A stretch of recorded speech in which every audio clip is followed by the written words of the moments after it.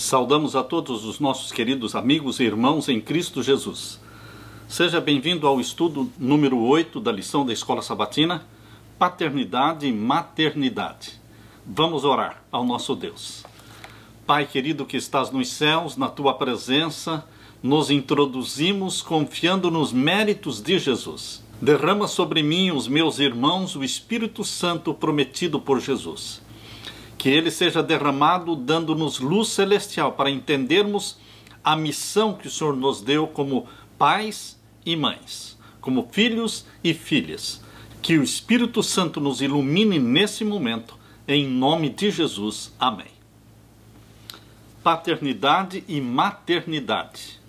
Queridos, as goteiras num telhado, elas só aparecem quando está chovendo. Quando não existe chuva, parece que o telhado é perfeito, nenhuma goteira. Assim também é com o nosso caráter. Quando nós somos solteiros, parece que o nosso caráter está maravilhoso, perfeito. Mas quando nos casamos, então, queridos, começam a aparecer as goteiras, as falhas no nosso caráter. E quando nascem os filhos, então, ficamos desesperados por vermos tantas goteiras no telhado do nosso caráter, que não sabíamos que tínhamos, mas que temos. Queridos, a paternidade ou maternidade é uma missão dada por Deus e precisamos do Espírito Santo para cumprir com esta missão. Como tratar, como educar, como imprimir na mente dos nossos filhos a mente de Jesus, o caráter de Jesus. Que Deus nos ilumine nesta difícil e árdua tarefa. Na parte de domingo, a paternidade e a maternidade sem filhos. Abra sua Bíblia em Gênesis capítulo 18. Gênesis capítulo 18, a partir do verso 10. Gênesis capítulo 18, a partir do verso 10. Aqui nós podemos ler. E disse: certamente tornarei a ti por este tempo da vida, e eis que Sara, tua mulher, terá um filho. E ouviu Sara à porta da tenda que estava atrás dele. E eram Abraão e Sara já velhos e adiantados em idade. Já a Sara havia cessado o costume das mulheres. Assim, pois, riu-se Sara consigo, dizendo: terei ainda deleite depois de haver envelhecido, sendo também o meu senhor já velho? E disse o Senhor a Abraão: por que se riu Sara, dizendo: na verdade gerarei eu ainda, havendo já envelhecido? Haveria coisa alguma difícil ao Senhor? Ao tempo determinado tornarei a ti por este tempo da vida, e Sara terá um filho. Queridos, existe alguma coisa difícil para Deus? Deus prometeu para Abraão que a sua descendência seria numerosa, mas a sua esposa era estéril. Queridos, Deus faz promessas para revelar que Ele é Deus. Deus intencionalmente nos coloca em situações onde só Ele pode resolver. Este foi o caso de Abraão e Sara. Só Deus poderia dar um filho para Abraão e Sara. O que nós precisamos reconhecer, queridos, é que os filhos vêm do Senhor. Os filhos não nascem por acaso. Nós sabemos que a vida só provém de vida. E a fonte, a origem da vida é Deus. Agora abra sua Bíblia em Gênesis capítulo 30. Gênesis capítulo 30 e vamos ver o verso 1. Vendo, pois, Raquel que não dava filhos para Jacó, teve Raquel inveja da sua irmã e disse a Jacó: dá-me filhos, ou senão eu morro. Então se acendeu a ira de Jacó contra Raquel e disse: estou eu no lugar de Deus que te impediu o fruto do teu ventre? Tanto no caso de Abraão como no caso aqui de Jacó, a evidência de que os filhos vêm do Senhor. Abra sua Bíblia também no primeiro livro de Samuel. 1 Samuel, capítulo 1. Vamos ver o verso 8. Então Eucana, seu marido, lhe disse: Ana, por que choras? E por que não comes? E por que está mal o teu coração? Não te sou eu melhor do que 10 filhos? Ana não tinha filhos. Eucana tinha 2 esposas. E Penina tinha filhos. Mas Ana não tinha nenhum. E Eucana amava mais a Ana. Mas, queridos, Ana estava muito triste, porque ela não tinha filhos. E o verso 9 diz: então Ana se levantou depois que comeram e beberam em Siló, e Eli, sacerdote, estava sentado numa cadeira junto a um pilar do templo do Senhor. Ela, pois, com amargura de alma, orou ao Senhor e chorou abundantemente. E votou um voto dizendo: Senhor dos exércitos, se benignamente atenderes para a aflição da tua serva, e de mim te lembrares, e da tua serva te não esqueceres, mas a tua serva deres um filho varão, ao Senhor o darei por todos os dias da sua vida, e sobre a sua cabeça não passará navalha. Ana fez um voto ao Senhor: se me deres um filho, eu te darei de volta este filho. Ele pertencerá ao Senhor, ele será sacerdote. Queridos, no exemplo de Abraão e Sara, no exemplo de Eucana e Ana, os filhos vêm do Senhor. Eles são gerados no ventre materno pela vontade do Senhor. E agora eu convido você para que leia comigo Lucas capítulo 1. Lucas capítulo 1 e o verso 7. Lucas capítulo 1 e o verso 7. E não tinham filhos, porque Isabel era estéril, e ambos eram avançados em idade. No caso de Zacarias e Isabel, também ela era estéril, mas o filho foi prometido por Deus. João Batista nasceu como um presente de Deus, o enviado do Senhor. Portanto, queridos, a Bíblia nos ensina que a paternidade e a maternidade são dons de Deus. Os filhos vêm do Senhor e os filhos vêm para ser uma bênção na vida dos pais. Mas por alguma razão, Deus nem sempre abençoa todas as pessoas com filhos. Existem casais que não conseguem ter filhos. Em alguns casos, pessoas preferem adotar crianças em vez de gerar filhos biológicos. Dessa maneira, eles podem criar filhos que já estão no mundo, dando-lhes a chance de uma vida muito melhor do que a que eles teriam se não fossem adotados. Porém, queridos, existem aqueles casais que decidem não ter filhos. Obviamente, não deve ser por alguma razão egoísta, mas o principal é que vocês entendam que Deus tem uma missão para vocês como casal. Vocês podem ser uma bênção na vida dos órfãos, muitas crianças abandonadas. Mesmo que vocês não adotem estas crianças, vocês podem se dispor a ajudar estas crianças, financiar-lhes o estudo, a faculdade, ajudá-las de todas as formas possíveis. Deus quer cumprir com a missão que Ele tem na vida dos casais com filhos e na vida dos casais sem filhos. Deus tem uma missão para um e para o outro. Quando nós estudamos a Bíblia, descobrimos que a Bíblia não fala nada sobre a família de Daniel. Ou seja, provavelmente Daniel nunca se casou. Provavelmente Daniel nunca teve filhos. Mas ele foi amado no céu. Ele foi precioso aos olhos de Deus. Ele cumpriu com a missão que Deus tinha para a vida dele. Outro personagem bíblico, João Batista, também a Bíblia não menciona nada sobre o casamento dele. Provavelmente ele nunca se casou e nunca teve filhos, mas ele cumpriu com a missão que Deus tinha para a vida dele. Jesus Cristo não se casou, não teve filhos biológicos, mas ele cumpriu com a missão que o Deus Pai tinha para a vida dele aqui nesta terra. Outro personagem bíblico é Paulo. A Bíblia não menciona sobre a família de Paulo. Provavelmente ele não era casado, ele não teve filhos, mas ele cumpriu plenamente a missão que Deus tinha para a vida dele. Queridos, o importante é cumprir com a missão de Deus para a nossa vida. Se Deus nos der filhos, louvado seja o Senhor, porque os filhos são a herança do Senhor. Mas se Deus não nos der filhos, nós vamos ser pais e mães de crianças órfãs, necessitadas, carentes. Nós vamos ser a mão de misericórdia, de bondade e de caridade para aqueles que são necessitados. Lembre-se, marido e esposa, que vocês devem ser uma bênção. Escolham ser uma bênção na vida das pessoas. Na parte de segunda-feira, pais e mães solteiros. Se já é difícil um pai e uma mãe juntos educarem os seus filhos para Deus, quão mais difícil é para um pai ou mãe solteiros educarem seus filhos, suas crianças. É uma tarefa muito difícil.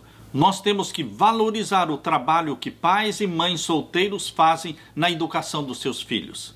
Às vezes pensamos em pais solteiros como aqueles que conceberam um filho fora do casamento, mas nem sempre é assim. Por exemplo, Agar, ela foi forçada a ter um filho com Abraão e depois foi mandada embora. Ela teve que educar sozinha Ismael. A Bíblia fala também que Elias foi enviado para uma aldeia chamada Sarepta, e ali ele encontrou uma viúva com o seu filho. Quão difícil era a vida de uma viúva no tempo do Antigo Testamento. Naquele tempo as mulheres não trabalhavam fora, não tinham um salário, e quando perdiam o marido, elas não tinham sustento. E assim, quando Elias encontrou esta viúva com seu filho, ela estava em necessidade. Queridos, Deus entende o sofrimento, a dificuldade de uma viúva para criar seus filhos. Assim também foi Maria. Nós sabemos que Maria, quando se casou com José, ele já era viúvo. Tudo indica que José faleceu durante o período da adolescência de Jesus Cristo. Portanto, Maria se tornou viúva e ela dependia do trabalho de Jesus. A Bíblia não deixa nenhuma evidência de que Maria tinha outros filhos.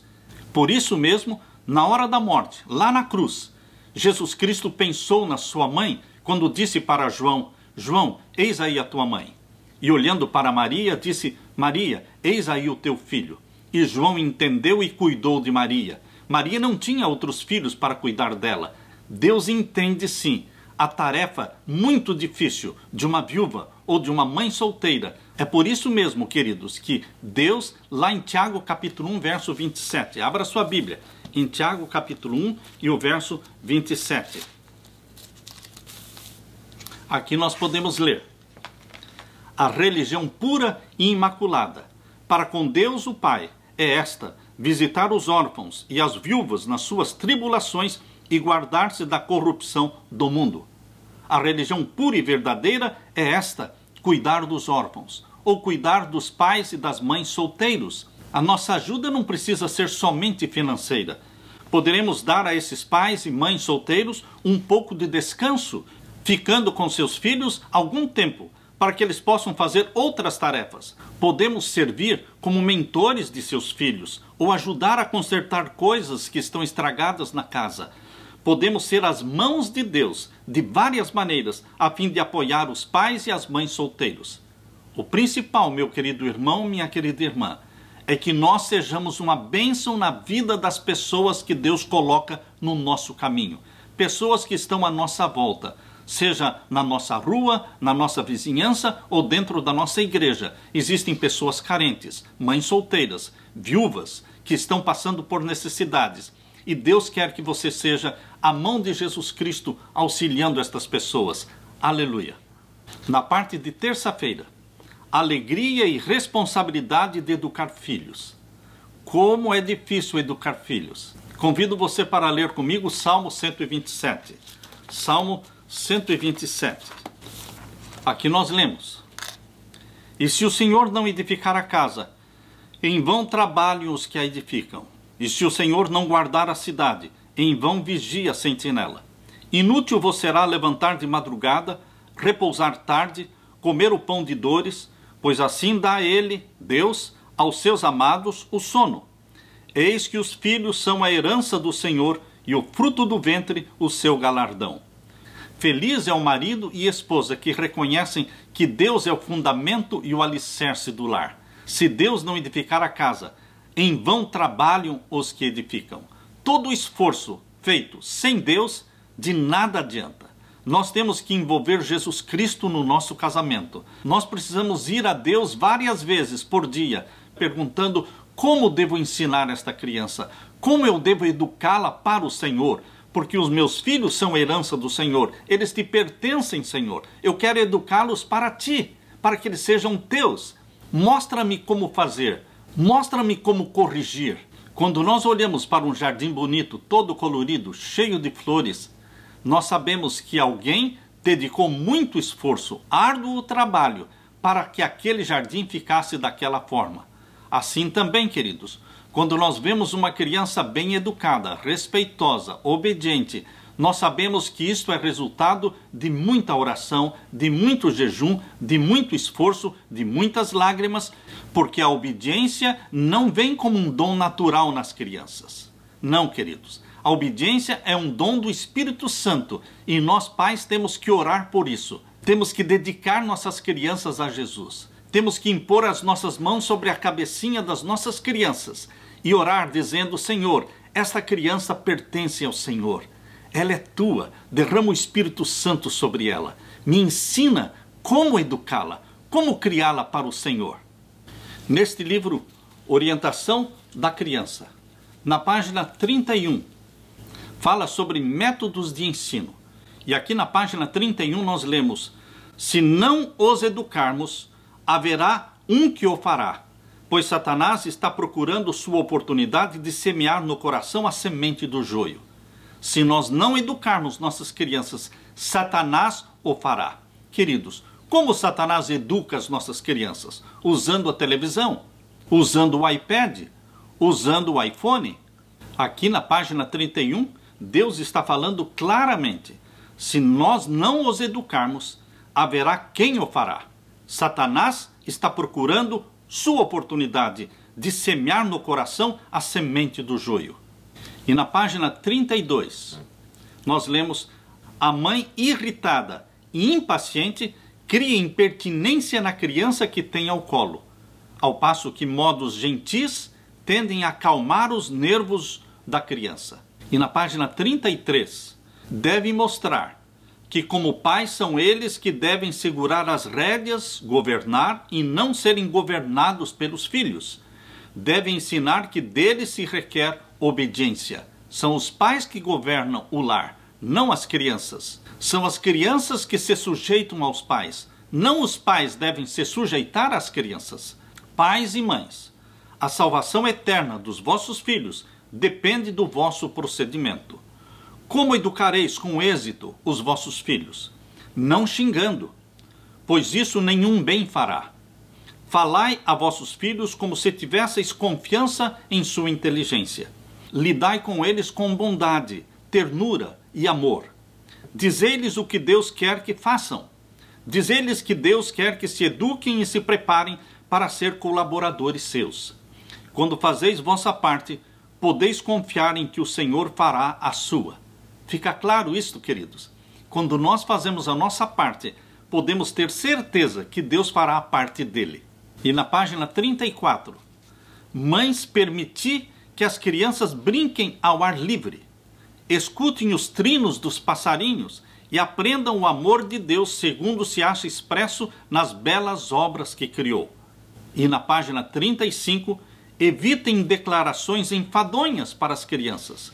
Que as nossas declarações sejam curtas, frases curtas, declarações curtas e ao ponto, exercerão uma feliz influência. Umas poucas palavras de interesse aqui e acolá serão mais benéficas do que receber tudo de uma vez. Longos discursos sobrecarregam a mente limitada das crianças. Conversa demais levá-los-á a aborrecer até mesmo a instrução espiritual. Portanto, pais e mães, falem pouco, mas com frequência. Na página 38, Deus tem um conselho para nós os pais. Não coloquem em exibição as crianças diante das visitas. Uma das grandes razões de tantas crianças serem imodestas, ousadas e impertinentes é que são notadas e louvadas demais. E seus ditos espertos e penetrantes são repetidos aos seus ouvidos. Esforcem-se para não censurar indevidamente, nem também cobrir de louvor e adulação as crianças. Pais e mães, tomem tempo para ler para os vossos filhos. Ler o quê? As histórias da Bíblia. Diariamente deveremos ter o nosso culto familiar e ler as histórias da Bíblia. Permitir que as crianças que já sabem ler também participem do culto lendo as histórias. Temos que entender que nenhum filho é exatamente como o outro.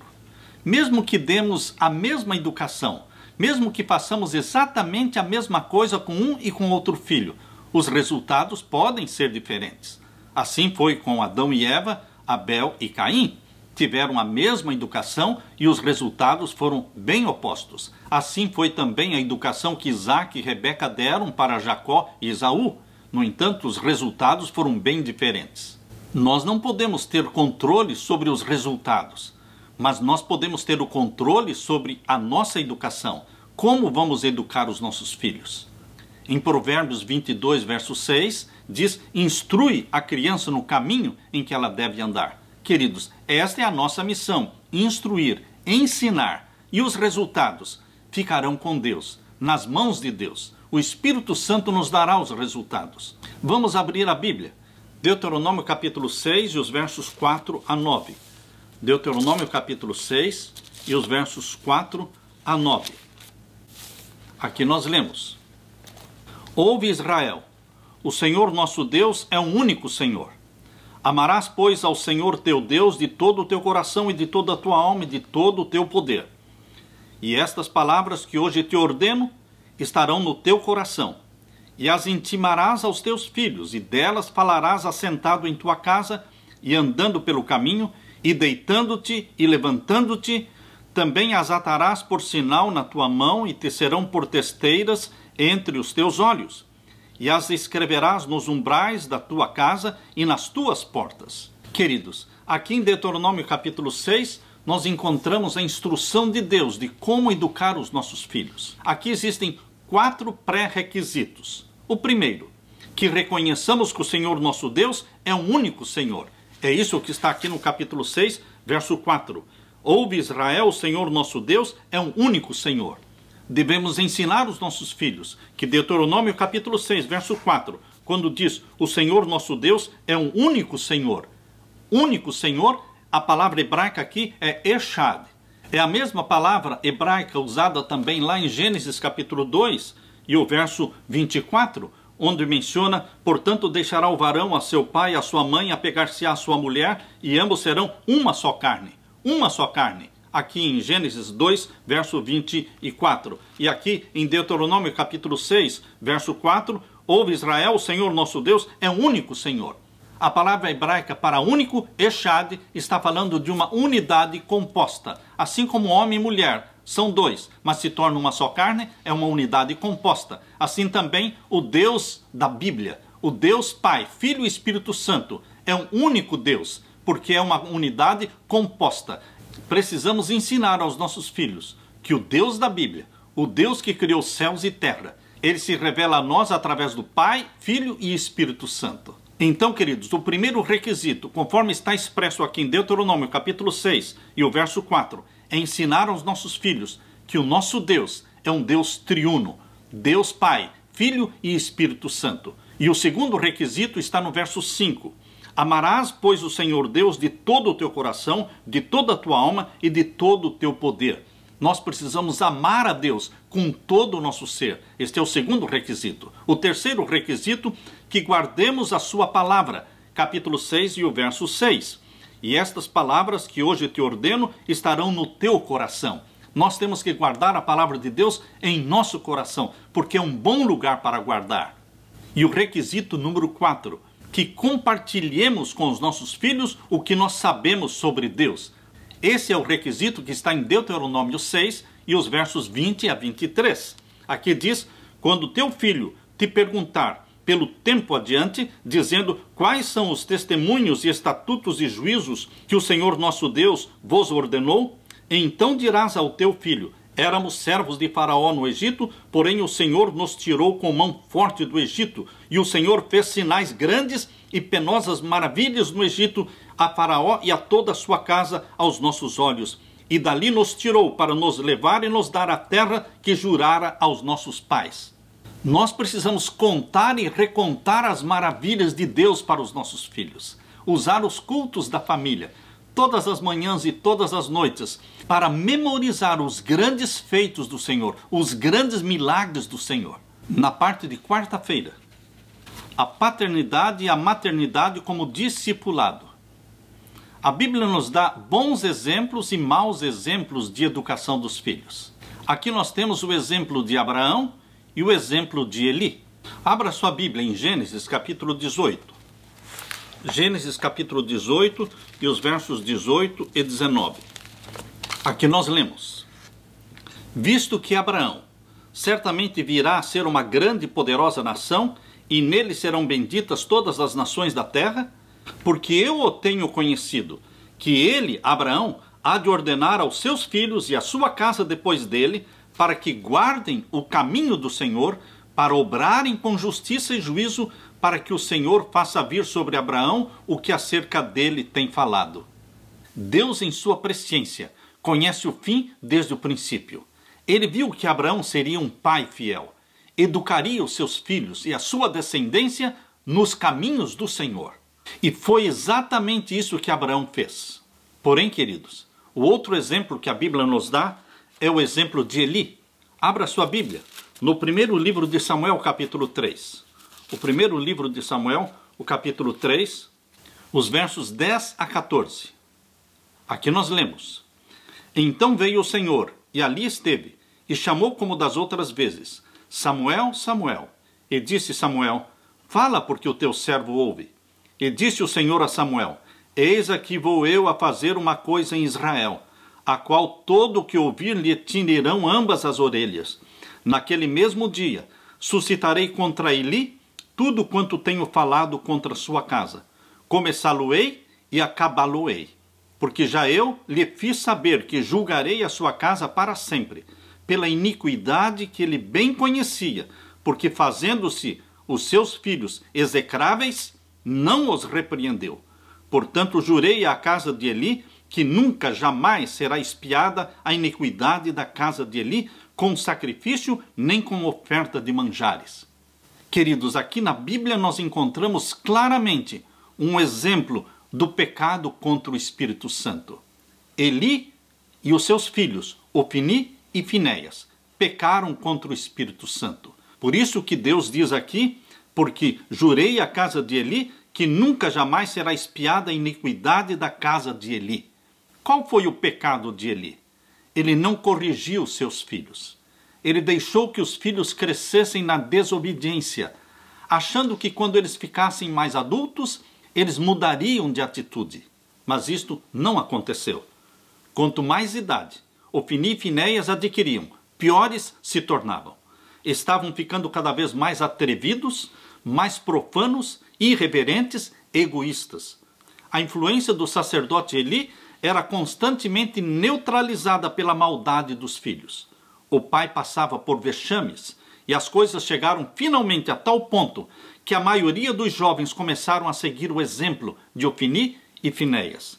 Eli, chocado pelo fato do seu prestígio ter diminuído por causa da má conduta dos filhos, começou então a admoestar brandamente os filhos, mas sem nenhum resultado. Já era tarde, já eram homens formados. Se Eli tivesse tratado com justiça os seus filhos ímpios, eles teriam sido rejeitados para o ofício sacerdotal e teriam sido punidos com a morte. Mas Ofni e Finéias não percebiam com clareza o perigo para o qual estavam caminhando. O coração deles se tornou duro como as rochas do deserto. Quando tinham 2 anos de idade, Ofni e Finéias poderiam ter sido facilmente modelados. Com a idade de 6 ou 8 anos, a pequenina mão que segurava a grande mão do pai poderia ter sido conduzida pelo caminho certo. Aos 9 ou 12 anos de idade, Ofni e Finéias teriam se beneficiado grandemente se tivessem recebido uma sábia disciplina. Porém, jamais o pai e sacerdote Eli comunicou sábia orientação aos seus filhos. Jamais puniu os 2 filhos pelos erros. Jamais lhes ensinou a saberem ouvir o não. E aquela adolescência irrefreada se transformou numa juventude libertina. Mesmo quando a má conduta dos rapazes trazia uma infelicidade após outra sobre a causa de Deus, o pai Eli, cego, persistia em desculpar e defender os filhos. Finalmente, Deus enviou um mensageiro especial com uma mensagem para Eli. E a mensagem de Deus está no primeiro livro de Samuel, capítulo 2, verso 29, 30 e 34. Deus disse: Por que dais coices contra o sacrifício e contra a minha oferta de manjares? Honras aos teus filhos mais do que a mim? E isto te será por sinal, a saber o que sobrevirá aos teus 2 filhos, Ofni e Finéias, que ambos morrerão no mesmo dia. Deus revelou a Eli que seus 2 filhos morreriam no mesmo dia. O que Deus não revelou para Eli é que ele também morreria no mesmo dia. E no livro Patriarcas e Profetas, na página 618, nós lemos: aqueles pais que seguem suas próprias inclinações, com uma afeição cega para com seus filhos, condescendendo com eles na satisfação dos seus desejos egoístas, e não fazem uso da autoridade de Deus para repreender o pecado e corrigir o mal, tornam manifesto que estão honrando seus ímpios filhos mais do que a Deus. Somos precisamente tão responsáveis pelos males que poderíamos ter obstado nos outros, pelo exercício da autoridade paterna, como se esses atos tivessem sido nossos atos. Patriarcas e Profetas, página 619. E na página 623, Deus fala: Eli não manifestou os frutos do verdadeiro arrependimento. Confessou a sua falta, mas deixou de renunciar ao pecado. Alguns pais pensam que a única maneira de aplicar uma disciplina nos filhos é aplicar o castigo físico. Mas não, queridos. O castigo físico deve ser a última opção. A Bíblia ensina que nós, os pais, deveremos educar os nossos filhos com bondade e ternura. Efésios capítulo 6, verso 4. Abra sua Bíblia em Efésios capítulo 6 e o verso 4. Aqui nós lemos: E vós, pais, não provoqueis a ira dos vossos filhos, mas criai-os na doutrina e admoestação do Senhor. É com amor, com bondade, com ternura. Assim como Deus age com você e comigo, nós devemos agir com os nossos filhos. No livro Orientação da Criança, na página 79, nós lemos: As crianças serão mais felizes, muito mais felizes, sob a devida disciplina, do que se as deixarmos fazer o que os seus impulsos não educados sugerem. E na página 80 nós lemos que a infidelidade, no mínimo, caso não seja corrigida, logo levará à transgressão no máximo. Não é o grau da desobediência, mas a desobediência em si mesma que é crime. E na página 82 nós lemos: uma das primeiras lições que a criança precisa aprender é a obediência. Antes que fique bastante idosa para raciocinar, pode ser ensinada a obedecer. Ensinai-lhe a obedecer, e ao se tornar a criança mais velha, não afrouxeis a mão. E na página 83, não deve a mãe permitir ao filho ganhar vantagem sobre ela num único caso. Nunca se lhes deve permitir às crianças mostrar desrespeito para com os pais. Queridos pais, eu sei que a tarefa é difícil. Nós nos sentimos incapazes, insuficientes. Mas você e eu devemos ir diariamente ao nosso Deus e perguntarmos: querido Pai, querido Deus, ensina-me como educar esta criança. Ensina-me como te representar, querido Deus, diante dos meus filhos, para que eles vejam em mim o teu amor, a tua bondade, a tua misericórdia, o teu perdão.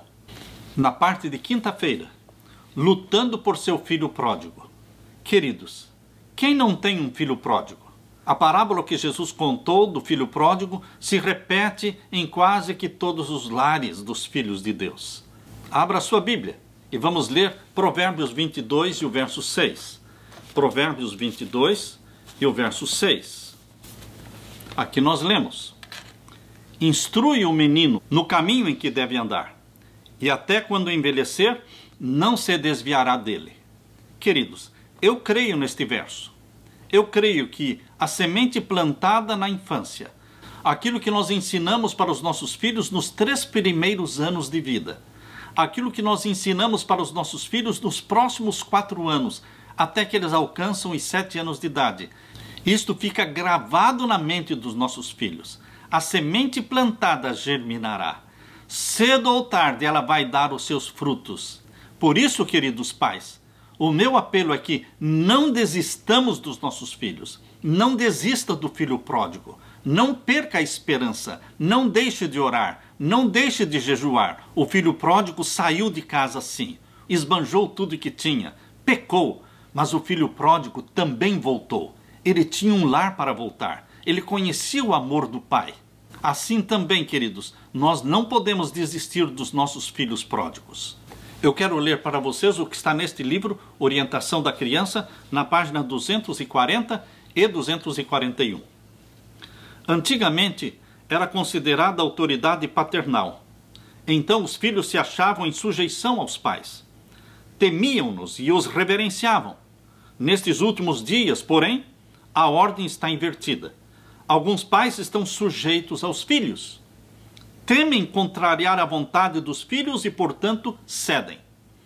Mas enquanto os filhos se encontrarem sob o teto paterno, dependendo dos pais, devem estar subordinados ao seu domínio. Os pais devem agir com decisão, exigindo que os seus pontos de vista do direito sejam seguidos. E agora, na página 241, alguns pais condescendentes e de amor fácil temem exercer completa autoridade sobre os seus filhos desgovernados para que não fujam de casa. Seria melhor alguns fazerem isso do que permanecerem em casa para viver sob a generosidade concedida pelos pais e ao mesmo tempo pisar toda a autoridade, tanto humana como divina.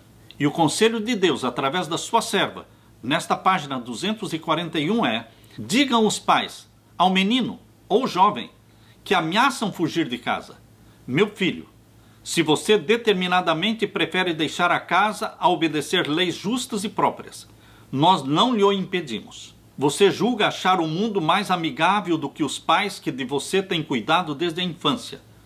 Você deve aprender por si mesmo que está enganado. Quando quiser voltar para a casa paterna e estar sujeito à sua autoridade, será bem-vindo. As obrigações são mútuas.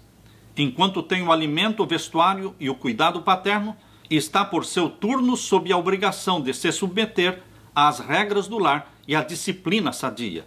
Minha casa não pode ser poluída com o mau cheiro do fumo, ou com a profanação, ou com a embriaguez. Desejo que os anjos de Deus venham ao meu lar. Se está completamente determinado a servir a Satanás, estará melhor com aqueles cuja companhia você ama do que estar em casa. Queridos, que conselho duro Deus deu através de Ellen White.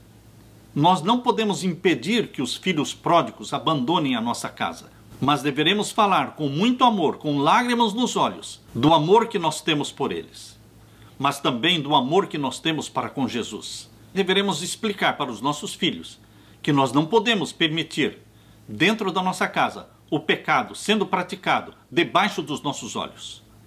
E aqui diz, ainda na página 241, tal atitude interromperia a carreira descendente de milhares, mas com muita frequência sabem os filhos que podem fazer o pior, e uma mãe insensata intercederá por eles e lhes encobrirá as transgressões. Muitos filhos rebeldes exultam porque os seus pais não têm coragem de restringi-los, não impõem obediência. Tais pais estão encorajando os filhos na dissipação e desonrando a Deus por sua insensata transigência.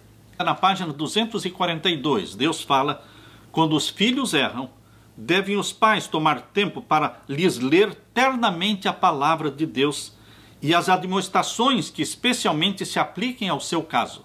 Ao serem provados, tentados ou desanimarem, citem as suas preciosas palavras de conforto, levando os filhos gentilmente a pôr em Jesus a sua confiança. Assim podem os pais estar moldando diariamente o caráter dos filhos a fim de que se habilitem para a vida futura. Queridos, nossos filhos são herança do Senhor. Eles estão sendo preparados para o céu. Oremos, jejuemos por eles. Consagremos nossa casa para o Senhor Jesus. E lembre-se que as orações que fazemos pelos nossos filhos nunca morrerão. Pessoas morrem, mas orações não morrem. Lembram-se vocês do caso de Estevão, quando ele orou? Ali junto com os apedrejadores de Estevão estava Saulo. Ele ouviu a oração de Estevão. E embora Estevão tenha morrido como mártir, a oração de Estevão não morreu. Orações não morrem. A oração de Estevão ficou viva e audível nos ouvidos de Saulo, até que Saulo se rendeu a Jesus Cristo e se converteu e se tornou o grande apóstolo Paulo, o apóstolo dos gentios. Orações não morrem. As suas orações, os seus jejuns, sempre serão lembrados por Deus. Mesmo que você não consiga ver a conversão do seu filho antes da sua morte, Jesus Cristo dará continuidade a esta sua oração. E Jesus Cristo fará com que os filhos pródigos voltem para os braços do Pai. Aleluia! Que Deus encha o teu coração com esta alegria, com este conforto. Esta é a minha oração, em nome de Jesus. Amém.